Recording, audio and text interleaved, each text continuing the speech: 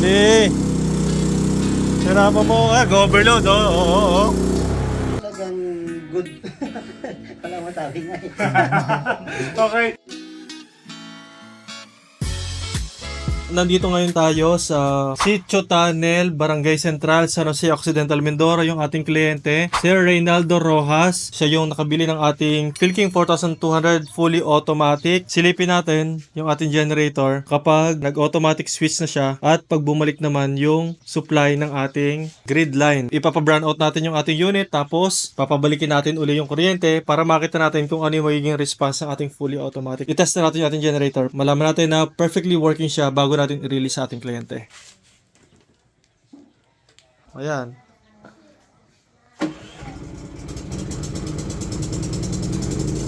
Ayan. Hintayin natin na magkailaw.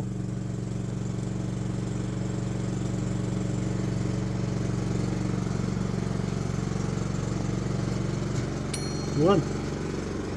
Salamat. Testing natin yan. Yung ano, Yung welding. building.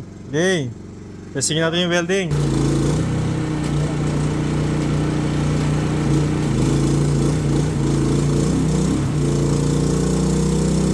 Hindi. Sinama mo. Overload. Oo. Sinama mo ng konti, Jess. Yan, game.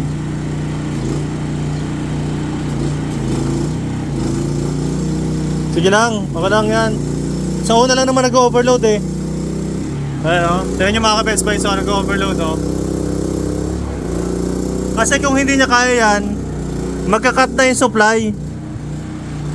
Oh, di ba? Ilan ba yung setup natin? Kaya. 132. Wala nang ano? Wala nang gasolina, nabibiti na siya. Yan, bumalik na yung kuryente. Dapat mamamatay yung generator. Ayun, wala na.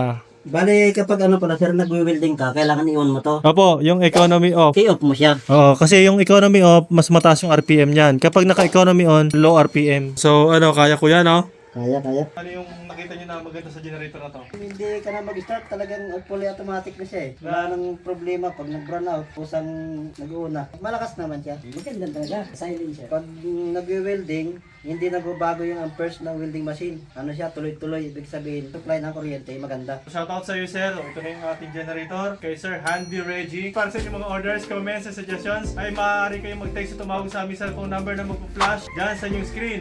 Bisitahin ang aming Facebook, YouTube, and TikTok for more videos. Maraming salamat mga Best Buys. Mag-ingat po tayo palagi. God bless po.